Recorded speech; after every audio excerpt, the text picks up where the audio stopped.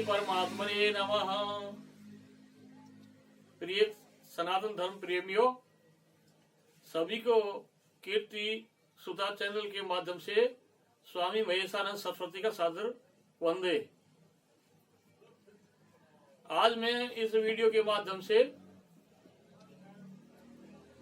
आपको एक ऐसी बीमारी के बारे में बताने जा रहा हूं जिसका शास्त्रों में बहुत अच्छे से वर्णन है, और उससे एक बीमारी से अन्य बीमारियां भी पैदा होती हैं। तो वो बीमारी कौन सी है? वो है ईर्ष्या।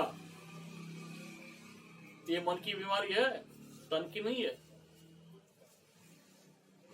तो ये ईर्ष्या से क्या क्या नुकसान होता है और ईर्ष्या होती क्या है? ईर्ष्या उसे कहते हैं जो किसी दूसरे के धन को देखकर, किसी के पद को देखकर या किसी के अच्छे कार्य को देखकर अंदर से जलता है और उसके लिए अहित सोचता है। अब ये इतना बड़ा पढ़ लिख कर कैसे बन गया, ये इतना पैसे वाला कैसे हो गया, ये इतना धनवान क्यों हो गया, या ये इतना प्रतिष्ठित क्यों है। तो ये ईर्ष्या जैसे एक हरे भरे पेड़ को दीमक चट कर जाती है, कुछ ही समय बाद में उसके पत्ते, तना, डालियां सब सूख जाती हैं और एक दिन वो आता है, वो पेड़ गिर जाता है। तो इसी तरह से ये ईर्ष्या हमारे अंदर बैठी हुई है। हम दूसरों के दोषों को देखते रहते हैं और उनकी निंदा करते रहते हैं। तो निंदा के लिए मैंने एक वीडियो पहले डाला था, शायद आप लोगों ने उसको सुना होगा। तो ईर्ष्या से मानसिक बीमारी होती है और मानसिक रोग उत्पन्न एक बार हो जाता है जिसको उसको अन्य बीमारियां भी पकड़ लेती हैं। तो जीवन में जितना जियो, प्रसन्नता से जियो, और किसी को देख रहे हो तो उनको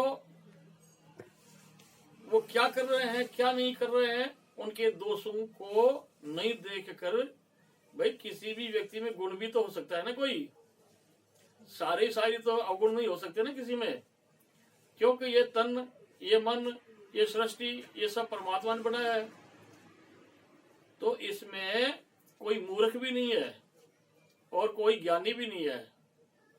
कोई व्यक्ति ये सोचे कि मैं बहुत बड़ा ज्ञानी हूं तो ये एक वहम है, और कोई ये सोचे कि बहुत बड़ा मूर्ख है, ये भी एक भ्रम है। तो जीवन के अंदर ईर्ष्या, राग, द्वेष जब होते हैं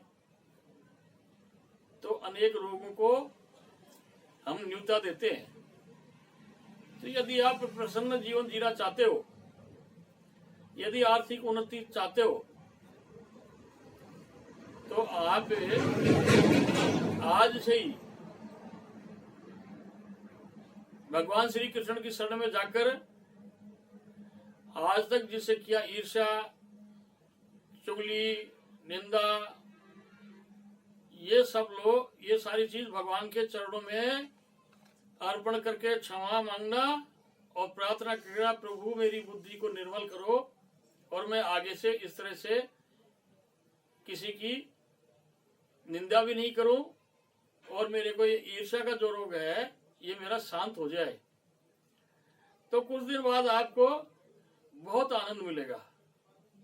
अन्यथा तो मैंने बहुत लोग ऐसे देखे भी हैं, आते भी हैं, उनसे जब पूछते हैं कि आपको परेशानी क्या है, तो उनका दुख सुनकर आप लोगों को भी हंसी आ सकती है। तो बहुत लोग ऐसे आते, साहब उसका बेटा लग गया नौकरी, अब मैं क्या करूं, अब वो तो इतना पैसा कमा लिया। तो ये ईर्ष्या रूपी जो बीमारी है, इससे तुम सुखी नहीं रह सकते और इससे आगे पाप भी बढ़ते हैं। तो मैं इस चैनल के माध्यम से निवेदन करता हूं, आज से ही किसी के प्रति घृणा, किसी के प्रति जलन, ईर्ष्या नहीं रखें। और 2024 आने वाला है। मैं आप सबको, ये हमारा सनातनियों का तो नया साल नहीं है, हमारे परंपरा में ये साल नहीं है, ये केवल अंग्रेजी महीनों के हिसाब से है। तो 2024 की आप सबको शुभकामनाएं देता हूं। और मैं ये कहता हूं कि आप अपने बच्चों को 1 जनवरी को, 1 जनवरी को ये नहीं कहे कि नया साल की राम राम, क्योंकि ये हमारा नहीं है।